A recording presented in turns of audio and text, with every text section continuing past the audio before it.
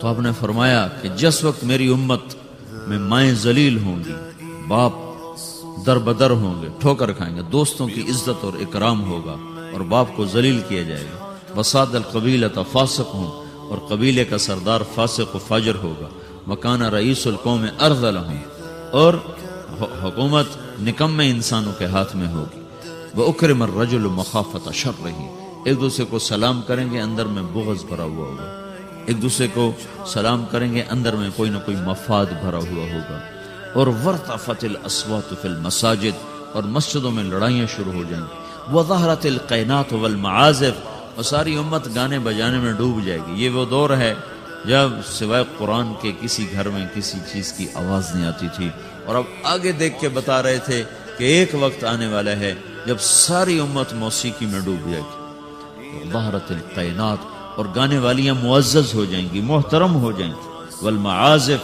اور گانے کے آلات، سارے ٹیکسٹائل کے ہاسٹل میں میوزک کی آواز چاروں طرف گونج رہی ہے۔ میں نے ہاسٹل لائف گزاری ہے، میوزک کیسے گونجتا ہے میں خود اس دور سے گزرا ہوں، لیکن میں تو جانور تھا، مجھے تو پتہ نہیں تھا، اور اس طرح تبلیغ کا کام بھی کوئی نہیں تھا کہ ہمیں آ کے کوئی بتاتا اور سمجھاتا۔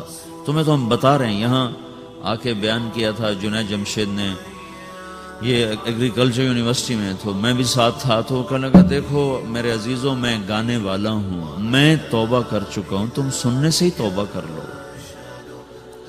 یہ کیسے دیوانے ہیں جو کہتے ہیں موسیقی روح کی غذا ہے، یہ روح کی غذا ہوتی تو میں چھوڑ دیتا، بلا تم روٹی چھوڑ دو گے، پانی چھوڑ دو گے، تمہیں کوئی لاکھ تقریریں کریں تو روٹی چھوڑ دو گے، پانی چھوڑ دو گے، تو جو چیز روح کو تقویت پہنچائے اسے کون چھوڑے گا؟ روح کو تقویت پہنچانے کے لیے اللہ، صرف تم ایک دفعہ کہتے ہو نا اللہ تو تمہاری روح کا رواں رواں سرشار ہو جاتا، جب کہتے ہو نا لا الہ الا اللہ تو تمہاری ساری روح میں نغمے نغمے گونجنے لگتے۔ تو اس نے کہا میں گانے والا توبہ کر چکا، تو سننے والی بھی تو توبہ کرو کہ ظہرت القینات والمعازف گانے والیاں معزز، گانے موسیقی عام، وشربت الخمور و شراب پی جائے گی۔ ولانا آخر هذه الامت اول، میں لاہور میں تھا، ایک بڑے افسر کہنے لگے جی قرآن میں کہاں لکھا ہے شراب حرام ہے؟ میں نے کہا قرآن میں کہاں لکھا ہے زنا حرام ہے؟ دکھا دو کہیں قرآن میں لکھا ہو کہ زنا حرام۔ چلو زنا تو ایک مسلمان بھی کر سکتا ہے، شراب ایک مسلمان بھی پی سکتا ہے، سارے قرآن میں کہیں دکھاؤ کہ لکھا ہو شرک حرام ہے، پتھر کی پوجا حرام ہے۔ اللہ کے بندو تم نے انگریزی پڑھی ہے، تم نے عربی نہیں پڑھی، تم عربی کا محاورہ کیسے سمجھ سکتے؟ ایک حرام کرتے ہو، ایک اس کو حلال کہتے، ایک شراب پینا ایک اس کو حلال کہنا، ایک نماز نہ پڑھنا ایک اس کو حلال کہنا، یہ تو اسلام سے ہی باہر نکل گیا۔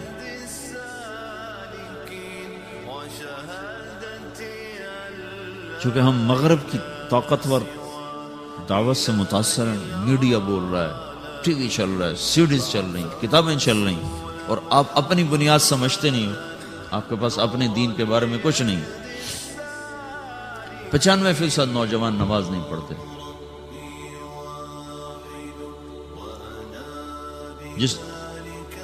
جس نماز کو آپ نے کہا جعلت قرۃ عینی فی الصلاۃ، میری آنکھوں کی ٹھنڈک نماز ہے۔ اور حضرت عامر بن عاص رضی اللہ تعالیٰ عنہ مصر کے لڑائی میں امیر تھے، تو انہوں نے عیسائیوں نے پیغام بھیجا جمعہ تمہارا دن ہے، ہفتہ یہود کا دن ہے، اتوار ہمارا دن ہے، پیر کے دن جنگ ہو۔ تو جمعے کی نماز ہو رہی تھی اور انہوں نے بدعہدی کی اور اچانک حملہ کر دیا۔ دوسری رکعت میں کھڑے تھے، پہلی ہو چکی تھی جب عیسائیوں نے آ کر حملہ کیا ہے، پیچھے حملہ ہوا ہے، آگے نماز ہو رہی ہے، اب نماز توڑ دینے کا عین حکم آ چکا ہے، نماز توڑ دو بعد میں پڑھ لو، اور ابھی ان کا جواب دو۔ ایک آدمی نے نماز نہیں چھوڑی، کٹتے رہے، نماز نہیں چھوڑی، اور اب سرار لشکر عمرو بن عاص خود نماز پڑھا رہے تھے۔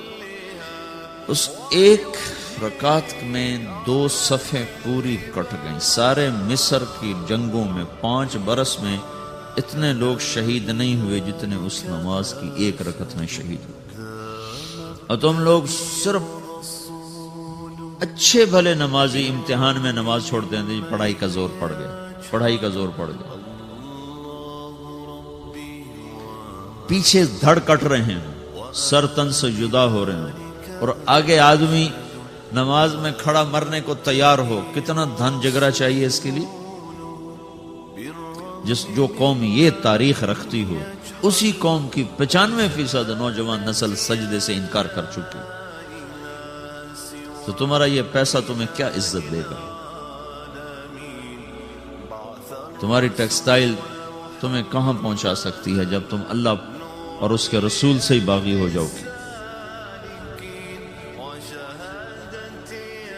مال کی کیا بات، اللہ نے فرعون کو دے دیا تھا، قارون کو دے دیا تھا، حامان کو دے دیا، آج یہود کو اللہ نے اتنا رزق دیا ہوا ہے، تو کیا اللہ یہودیوں سے خوش ہو گیا؟ شدید ترین عذاب میں مبتلا ہے ہونے والی نسل ہے یہود کی۔ تو میرے بھائیو، اللہ کو مطلوب بناؤ، اللہ کو، اس کو سامنے رکھ کر زندگی کا سفر طے کرو، اس میں چاہے ٹیکسٹائل انجینئر بنو، چاہے ڈاکٹر بنو، چاہے تم تاجر بنو، سائنسدان بنو، ذمہ دار بنو، منزل تو سامنے رکھو، کہاں جانا ہے وہ تو سامنے رکھو بھائی۔ اچانک موت آ جائے کیا پلے ہوگا؟ ایک بڑی اچھی وہ ماڈرن فیملی کا نوجوان نا کراچی میں تبلیغ میں لگے، داڑھی رکھے، تو ساری فیملی ان کی لڑکیاں جین پہننے والی، کٹے بال، تو ساری فیملی نے اس کو داڑھی کٹاؤ، داڑھی کٹاؤ، داڑھی کٹاؤ۔ وہ ساری فیملی کا پریشر نہ سہ سکا اور اس نے داڑھی 4 مہینے بعد مر گیا۔ تو اس کا باپ اس کے سرانے کھڑا ہو کے کہہ رہا تھا، اگر مجھے پتا ہوتا تیری اتنی مختصر زندگی ہے تو میں یہ کام تجھ سے کبھی نہیں کرواتا۔ رضا لیں، ارے بے وقوف، اپنے ہاتھوں سے تو نے اپنے بیٹے کو ہلاک کر دیا۔ زندگی مختصر ہو یا لمبی ہو، طریقہ تو میرے نبی کا چلنے والا ہے۔ تو تم ایسی تاریخ رکھو، پھر تمہارے ہاسٹل میں دھڑا دھڑ میوزک چل رہا ہو، گالی گلوچ ہو، نماز پہ 8-10 لڑکے مسجد کو جا رہے ہوں، تو کہاں جا رہے ہو؟ کیا بنانا چاہتے ہو؟ کتنا کو بن جاؤ گے؟